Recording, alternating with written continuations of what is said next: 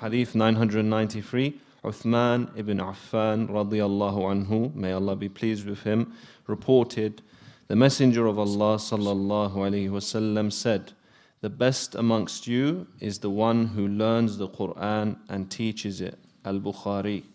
So this hadith encourages and prompts us to learn how to read the Quran, to read it in the way that should be read. There is ahkam for the recitation. It's not like a normal book. You have to recite it in the way it should be recited. That means to learn the ahkam al-tajweed, ahkam al-noon, al-sakina, ahkam al-tanween, ahkam al-ikhfa. You have to learn these things in order to read it properly. And also that when you learn it, then it is upon you to spend, or you could say bring about the best of your effort to teach others. You have to give some of your, it's like a zakah you pay. You've learned the Quran, you pay your zakah. How? By teaching others. So if you learn how the Quran is, you give that zakah. And you teach it to the Quran according to the time and the place. If you have seen lots of people are teaching the Quran, that would exempt you from so much teaching. But if there's nobody teaching the Quran, it's becoming compulsory upon you to teach the Quran. And also this is an honor. Honor. خيركم, he's the best of you who learnt the Quran and he taught it. So his place, his reward is mighty and his rank is being elevated. So now we could come to the conclusion that the one who recites the Quran, now if he's not able to recite it properly, now we tell him you have to make an effort.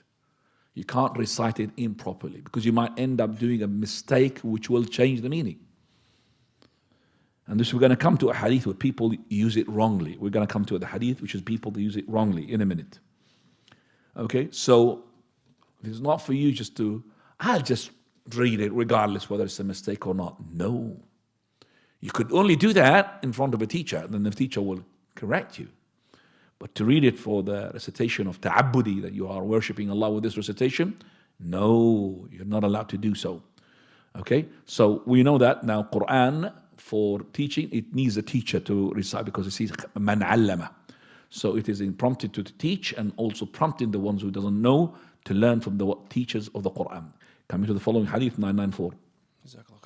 Hadith 994.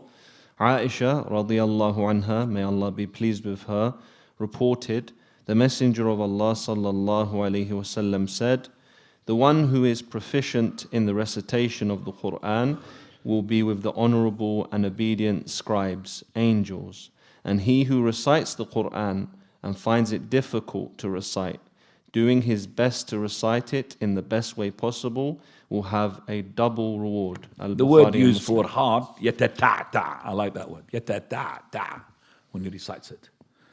Okay, so the hadith says, number one, it's an encouragement to read and to keep consistent on reading. الذي يقرأ القرآن, that means continually. وهو ماهر به, and he is good in recitation. Good in the way, giving the ahkam. Trying his best to give its melody, because we're going to see that when you read the Quran, later on the hadith, to read with a melody. You can't read it just like that. It's from the rights of the Quran to read with a melody. To try to read with melody.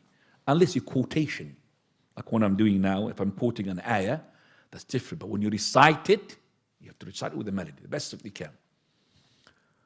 So here he says that the mahirun bi, skillful, ma'a safarat al-kiram al-barara, is along with the best.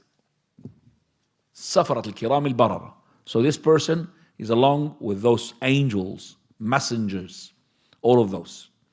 And then قال والذي يقرأ القرآن, but the one who recites the Quran ويتتعتع فيه, and he is finding it difficult, then he will have double reward. This is the hadith which has been misused. Say, look, it says here the one who got difficult reading the Quran, so he will have double reward. So that means, I'll tell you what, brothers, don't learn the Quran, you'll have double reward. If you're thinking like this, do you understand that?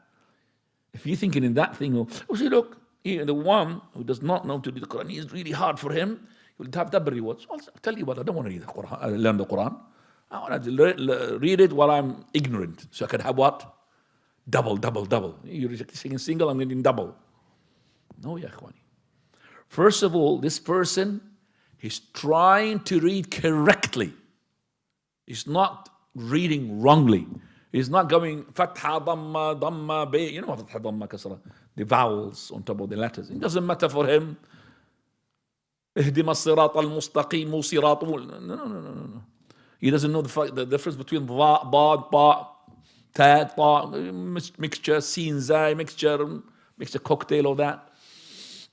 It doesn't mean that. He's trying to read correctly because he's trying to learn. This is the one, because later on, after this ta'ta, he will become what? A skillful reader. He's not going to be saying all the time, yata. He will become skillful leader. And then he will be reading more than what?